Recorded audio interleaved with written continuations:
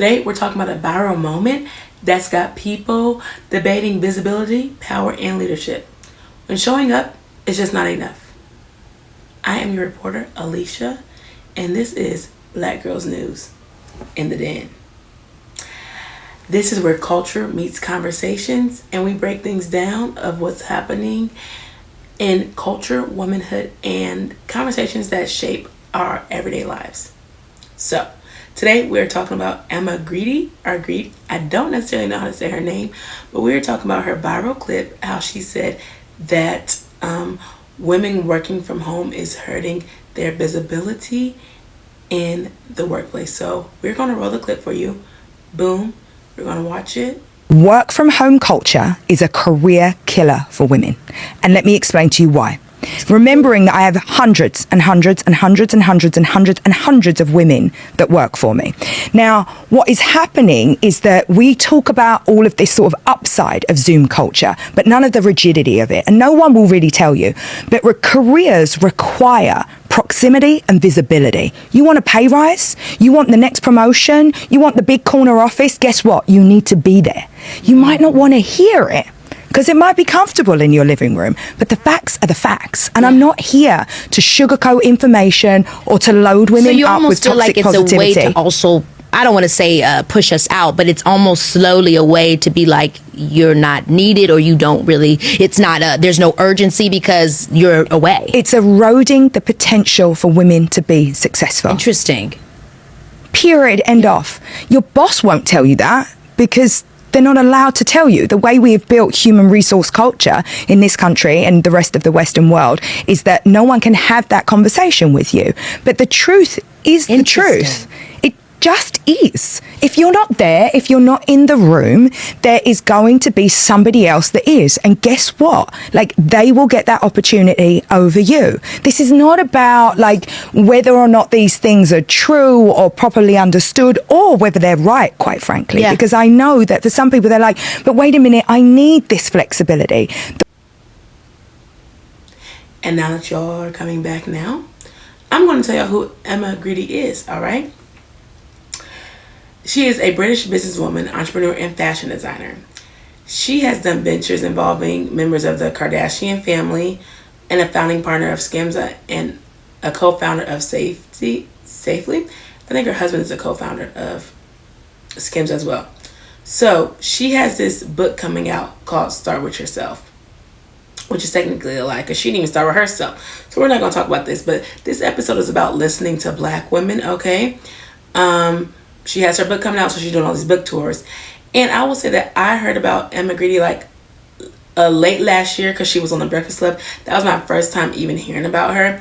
So I went and I just like looked her up, and that's how I knew about her or whatever. So I started following her podcast. She interviewed Issa Rae. She interviewed the Shade Room person, the owner of Shade Room. She also interviewed Charlamagne. But what I know is she talks like this and like this, and like she wants to make her points across. Like she really give anybody a chance to talk. Like she wants to kind of like show up herself and just like, oh yes, you know. So she did all this stuff with the Kardashians. She had co-founder and everything like that. So then on her book tour, I noticed she's interviewing with all these black women, okay. And it's okay if you want to be a corporate baddie. That's cool. It's okay if you want to be a CEO. But a lot of black women, we don't want to do that anymore. So she gets on Keke Palmer's podcast, which Keke Palmer ain't never had a 9-to-5 in her life, right? And as y'all seen the clip, she talks about being visible, and if you want the corner office, you got to show up and you got to do this and you got to do stuff like that. And I'm like, girl, when did you get a corner office? Girl, you are working with the Kardashians. Like, your message is not hitting. You're trying to get ambitious women, but I think that one, you're missing the story. When I found out everything about how she married this Swedish man, okay, like there's other reasons how you got in there. You got the office that you get married. I don't know what your story was, but you just coming and saying women is hurting women, not being in the office, remote work. You're basically coming from remote work, but you're not in the office either. You're doing this podcast, like you doing all this and you're not in the office either. So my thing is that we need to listen to the black women. I don't really necessarily think her message was to black women, and it was to women in general. And I think it's really dangerous, though, to also say we need to show up if we want this office, this corner office. We don't care about no corner office. We want our homes. We want to be comfortable, and we don't want to deal with racism. There's racism in the workplace, and there's also sexism. But she is a British woman. First of all, I can't listen to nobody that was not born here and have to go through the system like we have to go through the system. She came through the Kardashian way, and I don't see her on no Kardashian podcast. Okay, she won't show up about her book, which everybody does, so that's cool. But I don't see no Skims interview. I don't see no Keeping Up with the Kardashians interview. No, she coming to black people, black women, black spaces. She's also went to the other spaces, but like who I see her talking to, Crystal, Renee, and all them people like that. Like she's speaking to these people to share and be like, oh yeah, start with yourself, start with yourself. Well, we can't start with ourselves because we're not even where we haven't even got where you even are getting, and so. You trying to sell us this dream or this book with your podcast. You started the podcast. It was all for maybe to just sell her book. I don't know what it was for. I don't know her at all, so I'm not really coming for her for that part because you got to do your job. But like that dangerous rhetoric is horrible. When if you did not read Kamala's book 107 Days, my girl showed up every day. She was even saying when she was vice president that she didn't get to do stuff that she was wanting to do. She was focused on Joe Biden because that's what you do when you're the vice president. And then people are like, when she was running for president, they're like, well, why didn't you do this? Why didn't you do that? She's like, I was focused on his goals. She showed up 107 days. She got slighted 107 days. She showed up to all them campaigns, tired, hungry, not even able to get all her messages across. She showed up, and what did she get? Back home. And she lost to what? Someone who has no political experience, no degree in nothing, no law school, no nothing. So when you say show up, there's also a part that's missing. There's racism, there's misogyny, there's all that in there. So making it say just like, oh, show up, and you can get the corner office. No, that's not all the time that you can do that. Because we have seen countless of time. Even Stacey Abrams, like, we have seen countless of time. There's politics in the workforce. In the wherever you work at, there's a politics there. You got to play the game. You got to do strategy. You got to do so. People don't want to show up and be in a corner office because they want to be at home. And so I think the message is to listen to black women, and then also saying show up and do offices when people are getting laid off. They don't have jobs.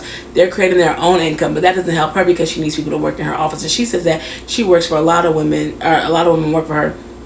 This other woman, I think her brand is like 100 something millionaire, I forgot. Oh, her name is Tony something, and she said that she gives all the women maternity leaves. Baby Emma was shaking in her boots because she would never do that. So you also got to know what leaders you're listening to and what leaders are just talking. Oh, it was the financial feminist. See, this is why I like to have my computer up with me. Financial feminist Tony, let's see what her name is. She has a book, her first 100K. Yes, I'm actually reading that book right now. And she talks about in an interview with Emma, talking about how she gives people, like, they work from home and she gives people time off, and that's something that she's doing to kind of like fight the patriarchy and stuff like that. And Emma's like, what? Yeah, girl, your benefits are not good. And so you're telling people to show up and do all this stuff when you had a privilege. First of all, you are British. You came from the UK. I heard it's hard over there. I don't know. I never lived over there. But then to come into America and you're already working with the Kardashians, and then say, oh, it's hurting y'all from working from home. Y'all need to come in the office. What in your right mind is telling people to do that? How do you think that you're able? How do you think that you're able to give us advice when you didn't even start with yourself here? Like that. That's kind of like, that's the disconnect to me. So just listen to black women and just really think about who you're getting advice from and what you're thinking about, because everybody's story is different. But I need people to lead with the beginning. I need her to be like, I got married to the Swedish man and blah, blah, blah, blah, blah, blah, instead of like, show up every day, show up every day. You want the corner office? No. Don't nobody want the corner office with a big window? No, they don't. People want freedom. Or not freedom. They want flexibility. They want time. They want to be at home. They want to be able to eat lunch at home, child. Did COVID not teach you anything? You don't have to be in the office to do work. Some jobs you do, but not all jobs. And so, I read the 107 Days book, and I was just like, this is what we're missing. Like, Emma's over here talking about go up, show up, show up. Kamala is talking about how she showed up and did everything, and she still didn't get what she wanted. Or, yeah, the presidency. And I also remember that too. Actually, a black woman stopped me, but I was up for a promotion and I was going to basically get it, but the lady didn't really like that. I didn't like her, basically. Like, I'm not doing that. She didn't really care for me because of a situation that she thought that she could bully me into doing something. And she was always always trying to say something to me for 2 reasons. And she's still there looking crazy, and I'm already on somewhere to the next stage. But she basically told my boss to me, because she wasn't even my boss. She wasn't even nowhere near me. She was just on the leadership team, nowhere near me. And she stopped me from getting that promotion. Guess what I did? I dipped out of there. And they were going to give me a promotion, but they weren't going to give me no extra money. I said, peace out. I'm not about to sit here and work for you and do all this stuff, and you got me mad and upset, and my mental health is declining because you're trying to dangle a promotion in front of me. No, we're not doing that. So, listen to black women. And if you're not chasing the corporate greed, capitalism, it's okay. But I also don't think that message was to us as well.